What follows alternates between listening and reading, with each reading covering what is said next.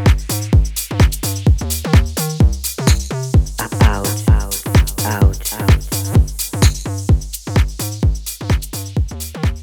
everybody and welcome to the new episode. Today we're going to make this great interview here in the kitchen, one of my favorite spots in the new Guernica. And today we're going to dive in the history. Wax Tiff, how are you? I'm good. Thanks for having me. Thank you very much for accepting this invitation, bro. No, it's good. It's good. I like New Guernica. I live just down the road, so it's good. Just around the corner. It's very nice. We're neighbors in the neighborhood. Yeah. Nice, very nice. First of all, I'd like to know in what part of your life you decide to become a DJ? It's weird, you know? Do you remember that when you see, okay, I'm gonna try this? You know? Yeah, I do actually. I really got into electronic music first when I was probably 13 or 14. I was in year 7. So just started high school, and it was kind of the cool kid thing to do is DJing, and there was a whole bunch of underage music festivals starting up.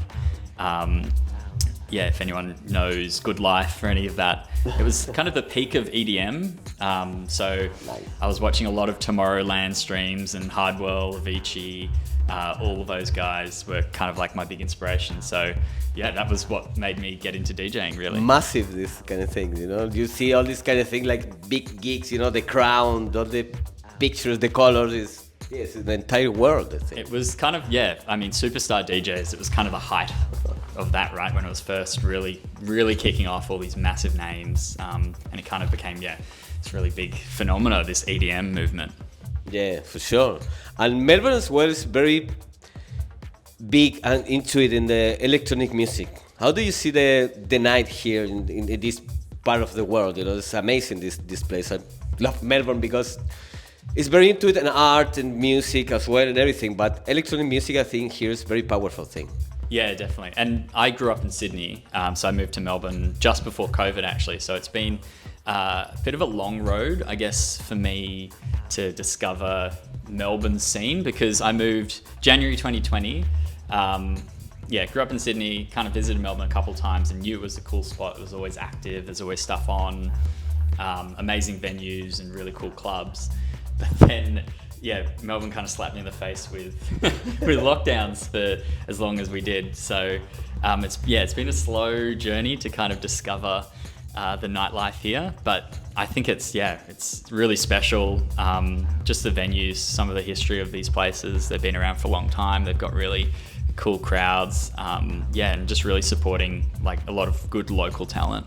Yeah, it's amazing, and you can find a lot different niche for everybody. You know, you have like genres, subgenres, like parties with everything thing. The niche here is bigger and nice. You know, you can find a lot of people running like these parties or this gig in hiding spot sometimes. So it's very, it's amazing actually when I go out, like try to go out a lot, not kind of party thing, you know, try to understand or try to fix, you know, this party or this kind of club actually too. And I feel this is a big place for make music and for get into it in art actually, and whatever you want to do here. It's wonderful. The whole creative scene I think is fantastic, and you just kind of walk around Melbourne and you feel the creative energy, even with the fashion and the street art and all that sort of stuff. It's amazing, this thing. Yeah. When you make your songs, your music, do you have some like path or special thing that when you start like make your songs that maybe the last one, I don't know, the new release that you have this year? I think inspiration can kind of strike in a lot of different times. So I kind of wait for a couple of moments. Something will inspire me, either hearing a new song that I really like this element of, or you hear a vocal in an old song. So a lot of what I do, I listen to a whole bunch of old like bassline house songs from the 2000s or the 90s, and I'll hear something which has a really, I think could be used in a really cool different context or a catchy hook or something like that, and then I'll often use that as my starting point. So yeah, that's really, I guess, how I start my songs, often those vocals, because that's what I like. I love catchy club tracks. I love, those songs that are accessible for everyone and has a little bit that, people can sing along to, but still, still a dance track at the end of the day. Nice. And the teeth, where is the teeth? How do you get the wax teeth? Yeah, my name is, it was kind of just, I was just thinking of different things in the genre, making garage. There was a, Interplanetary Criminal. There was, this big like dub plate culture, a lot of criminal bandit, stuff like that. So I was writing all these keywords. I was, DJing vinyl at the time, and I loved collecting records, sampling, stealing, vocals from songs or stuff like that. So good. So I was just kind of, matching up these different concepts. These different names, and I said Wax Thief, and I asked my housemate, and he was like, you know what, that's good enough. Don't overthink it, mate. And so we're stuck with it. Yeah, because it makes a lot of sense, because it's like thief, but actually we talk a little bit about all the stuff like the hip hop, you take a little part of the other music or the other songs and they make your own, like different loops or little parts, dance music wouldn't be where it is without sampling. And you got to do it respectfully in ways. Yeah, sure. But that's, I try to be a little bit cheeky or a little bit cutting edge and stealing IDs or stuff like that from people's sets. So that's kind of the inspiration, I guess.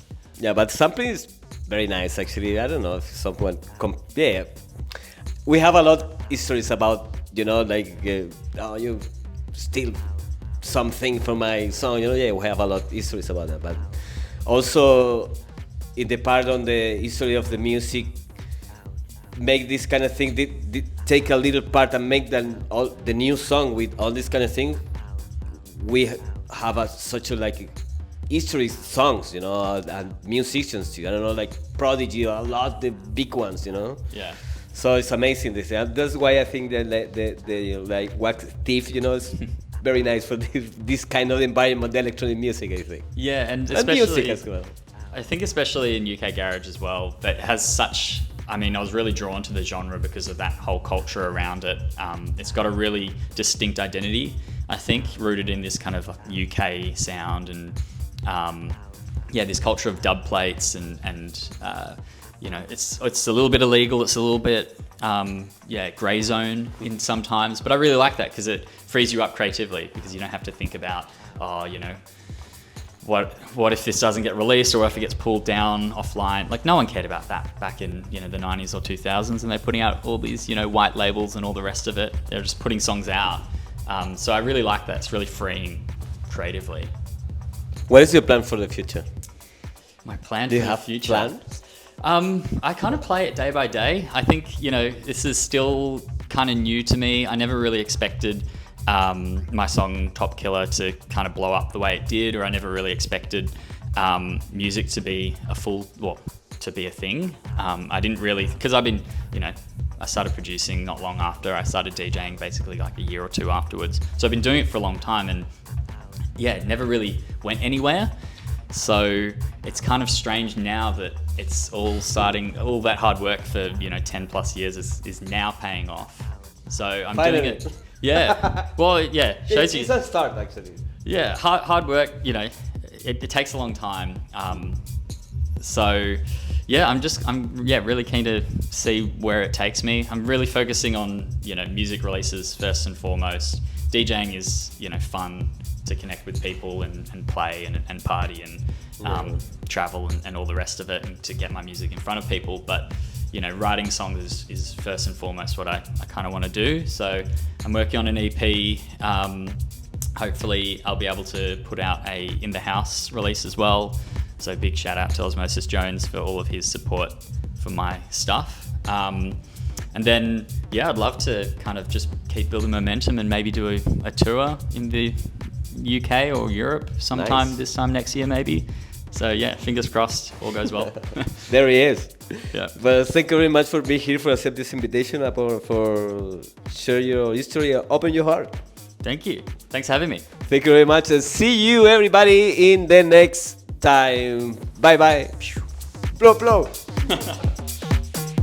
Thank you so much, buddy. No problem.